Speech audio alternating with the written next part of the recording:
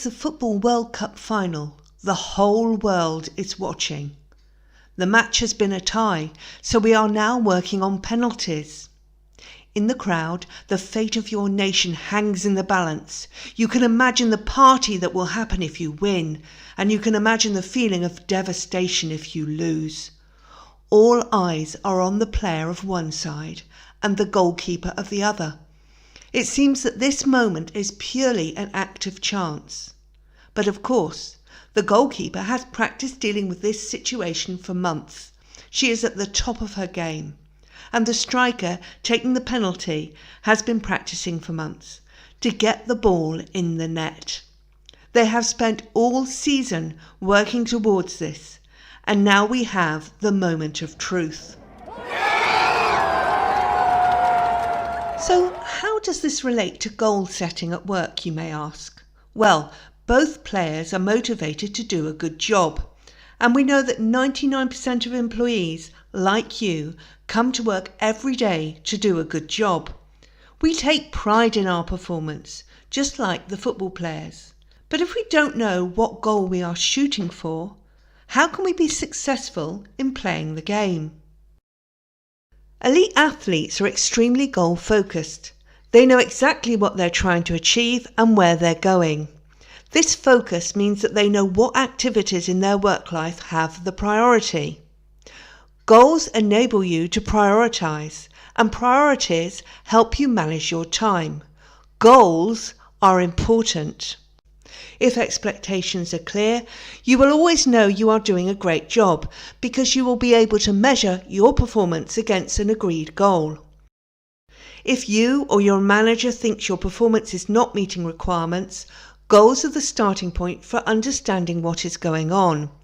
And if you have a high workload, goals help you decide what to focus on and how you can best manage your resources. This is why setting goals is so very valuable.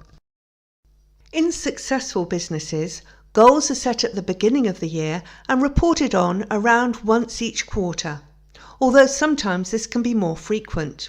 And during the year, if someone's goals or role changes, goals can be amended to reflect that. The important thing is that when you come to work each day, you know what your key focus is and that your activities are driving toward business results. Okay, so if goals are important, who sets them?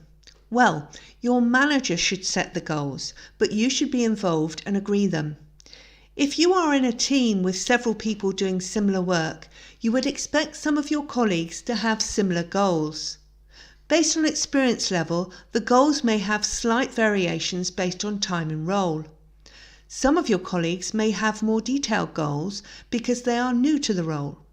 People with more experience may find their goals give them more room for independent work because they have a track record of good performance and can work on their own.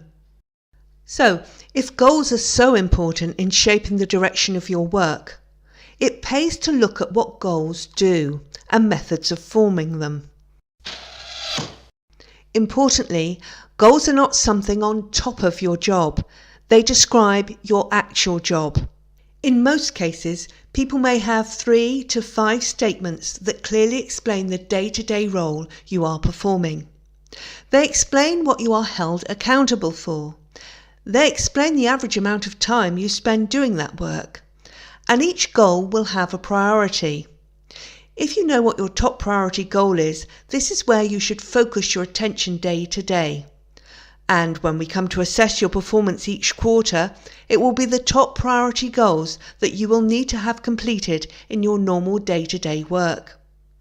If you are a people leader, one of your goals should be about leading your team.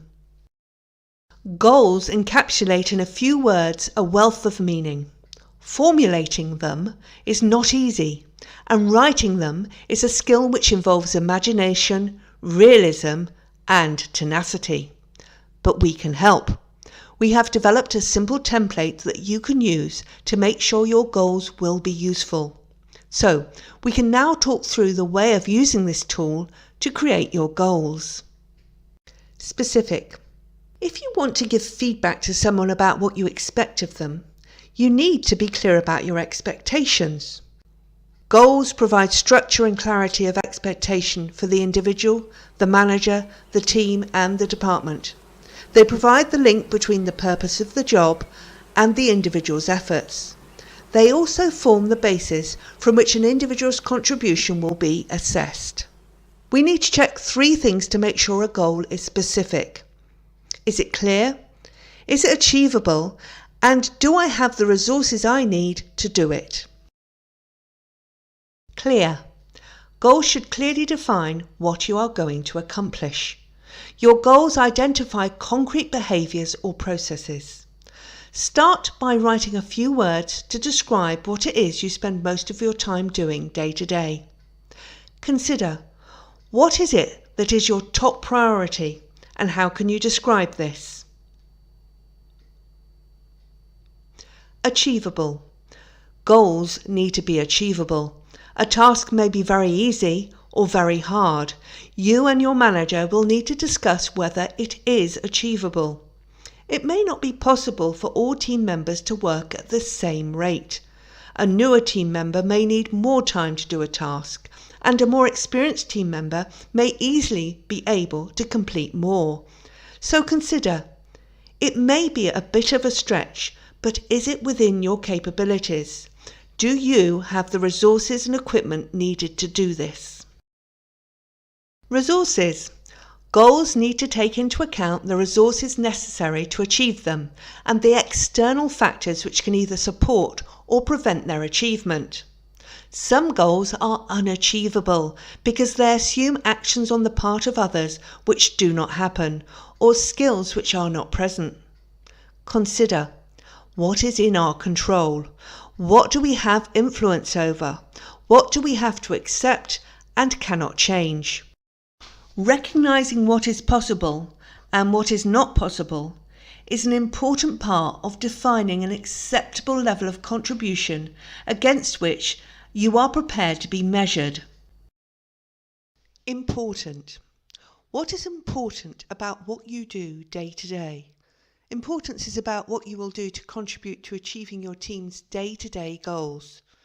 Ask yourself if the work being completed is the intention of your role. If you can see the link to the business objectives, then you will be able to understand the business relevance. Which goals does your organisation value the most? Which goals have the greatest impact on sustained performance and profitability? Which goals best position your team for future success? Measurable. We need to consider 4 things to make our goals measurable. These are quantity, quality, time and weighting. Quantity. You must be able to measure progress towards your goals.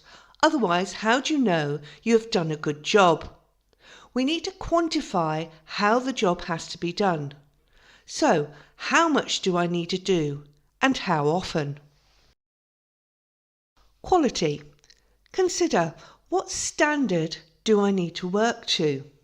For example, many of us need to comply with specific SOPs. So, what actions are expected in what conditions and to what standard? How will the actions or performance be evaluated? Often, goals identify what needs to be done, but not to what level or standard they should be done. Adding a quality dimension to your goals makes expectations clear, and it gives you the level to aim for and exceed. There are great ways to approach things and not so great ways. So it's not just about the quantity and quality, it's also about the behaviour and competencies demonstrated. So we need to consider how to approach the task. What behaviour do we expect? The end does not always justify the means. We need to consider both the what and the how of our goals. Timing. How long should things be taking? How much time should be devoted to an activity? What percentage of your day-to-day time should be devoted to this goal? Consider whether a date has been set for the completion of each goal. Identify whether the goals are short-term, medium-term or ongoing. If long-term goals are agreed, ensure there is a series of phased dates for review and achievement. For example, if you have to deliver something over 1 year, how much should be done per quarter? Can your goal be phased to show how much will be completed at the beginning of the year, in the middle, and at the end? Weighting.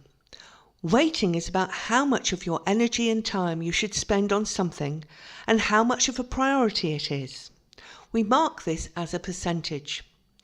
As a rule of thumb, for a full-time employee, 100% represents 5 days a week, 48 weeks a year. So 20% represents 1 day a week. Or another way of thinking about it is that 25% represents a quarter of the year. Usually the thing you're spending the highest percentage of your time on will have the highest priority. That's a brief run through of the clever art of writing goals. Remember, goals provide structure and clarity of expectation for the individual, the manager, the team and the department. They provide the link between the purpose of the job role and the individual's efforts. They also form the basis from which an individual's contribution will be assessed. Without goals, your discussions with your manager about your performance will be confusing and ineffective. Without goals, your direct reports will not know their true focus and you will not be able to measure how well they perform.